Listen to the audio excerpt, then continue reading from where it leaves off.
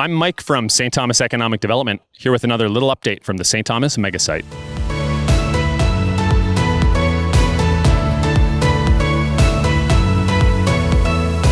Okay, today we're on the site again with Harrie from AMICO. How's it going, Harrie?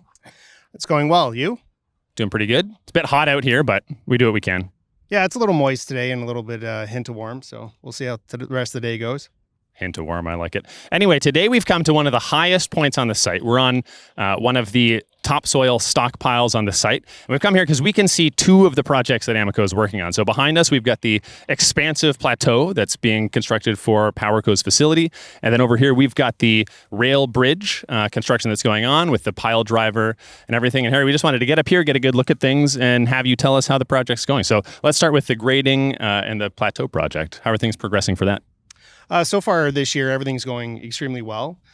We turned over phase 1 and phase 2 previously, and we're working through phase 3.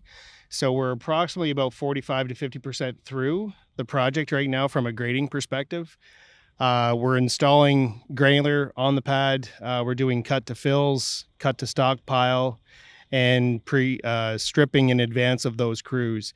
So you'll see activity behind me with equipment going over to the stockpile on the right. Off in the distance, we're removing the granular that we stockpiled this winter for use on the pad. So it's a very active site. When you're up and close in phase 3, there aren't too many spots we're not working right now. Right on. It certainly looks like a very busy site. And then over here, we've got the rail bridge project. Tell us what's going on with this project so far. So currently we have HC Matcon piling the foundation, putting in steel H piles.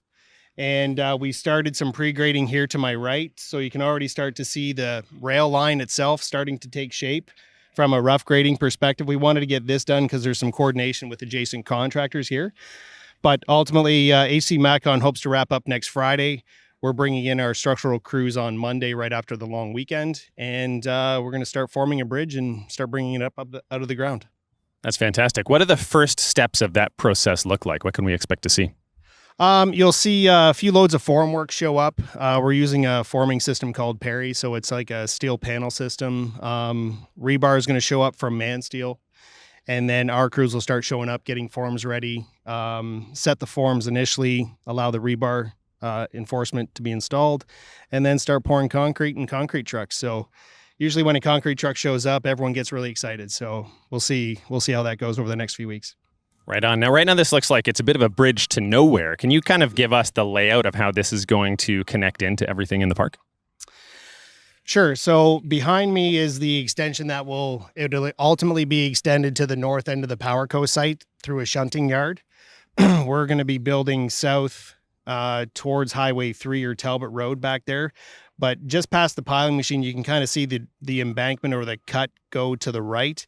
That's where we do our radius, our 7-degree turn, and end up running parallel with CN line. And then ultimately we connect halfway between here and Centennial Ave. And then there's an access road that goes all the way out to Centennial Ave. So. Okay, fantastic. Well, we look forward to talking to you again and seeing this as it goes on, and keep up the good work back here on the plateau. It looks great. All right, thank you. Like and subscribe on YouTube, and stay tuned for another little update coming soon.